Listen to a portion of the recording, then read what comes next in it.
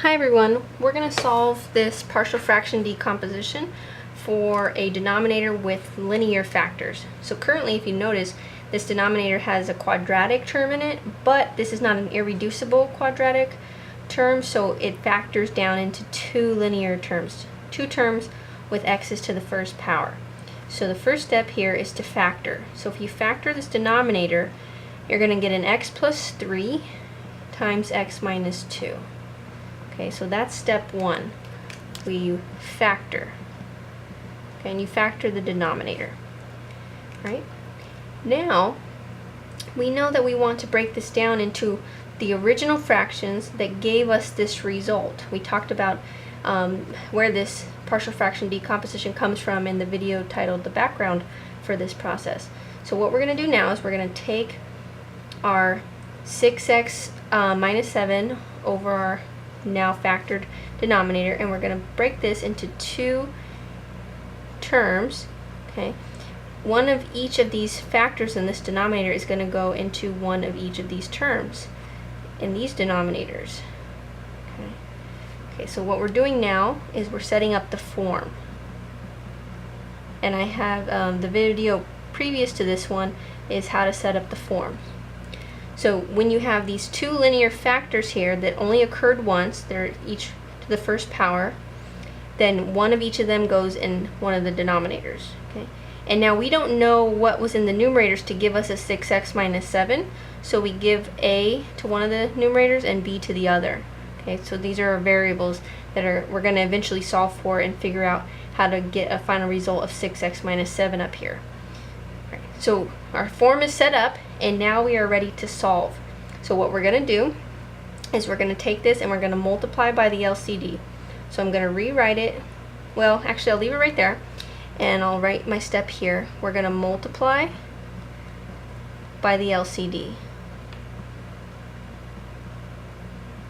So if you recognize the LCD here, and I'm going to just leave this equal sign off for a moment so I can focus on this equation here. Okay, if you recognize the LCD between all of the terms in the denominator, our LCD is going to be this here. It's x minus 2x plus 3. That's what all of these denominators go into. So I'm going to multiply all of this, each term, by the least common denominator. So multiply the left side, and then I'm going to distribute the LCD to both of these so they each get an x plus 3 times x minus 2. Okay, and then get this last one over here.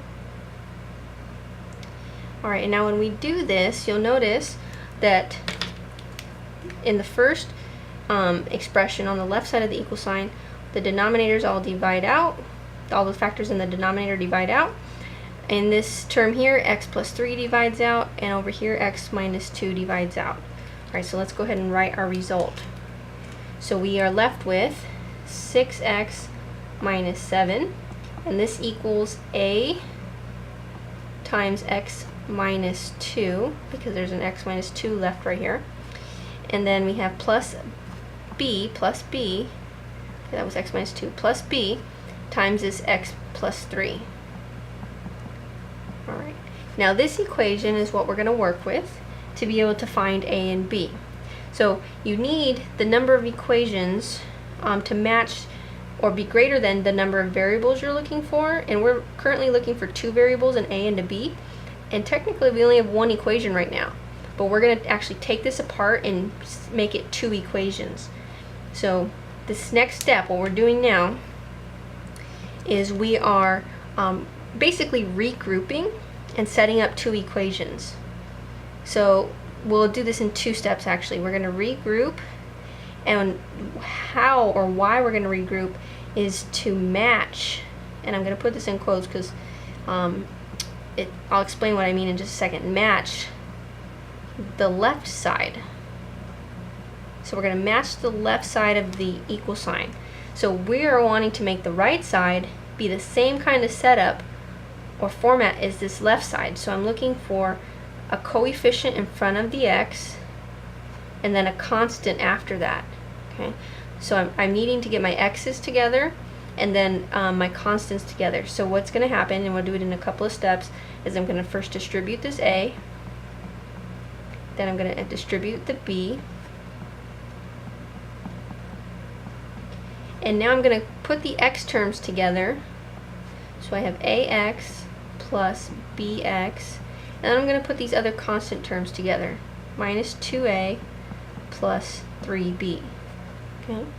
Now why I did that was because I'm looking for the left side and the right side to match in terms of their format or their setup.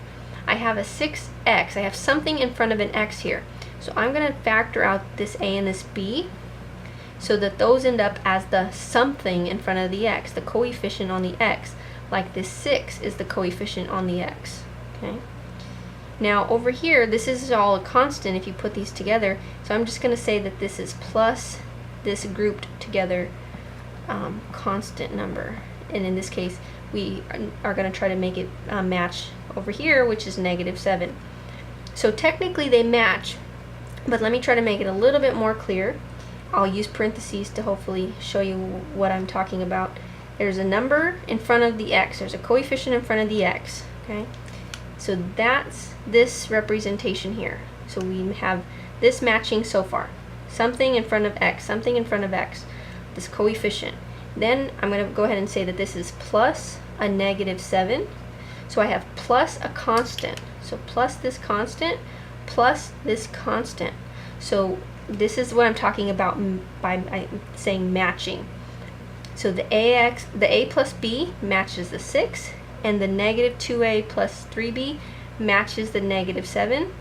Okay, so we have x here, x plus, and now this is where we get to find the two equations that I mentioned just a minute ago. So the next step is to set up two equations, and we need two equations so that we can solve for both a and b and solve. Okay, so we're going to set up two equations and solve. All right, so we take the coefficient on the x and we made that match with this coefficient on this x. So the 6 has to equal the a plus b. That's our first equation. Okay. Now the -7 is our constant, and that's got to match this constant here. So our -7 is equal to -2a plus 3b. And these are our two equations. Okay. So we have two unknowns and two equations, and you can solve this your favorite way, whatever that might be. You can think of these as x and y and graph them. You can use substitution, you can use elimination, you can use matrices.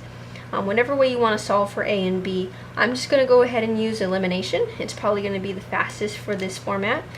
So I'm going to choose to eliminate a. So what I'm going to do is I'm going to multiply this first equation by 2, and if I do that, my a's are going to eliminate or go away. Okay, so I'll write it over here. This new equation, this first equation, now is going to be 12 equals 2a plus 2b. And I'm using the elimination method, which is also called the addition method. So I'm going to add these two equations together. Okay. And when we do this, you're going to see that the a's eliminate. They're gone. So we have 5 equals, a's are gone, 5b. So you solve for b, and you just divide by 5, and you would get that b equals 1. So there's one of the two things we were looking for.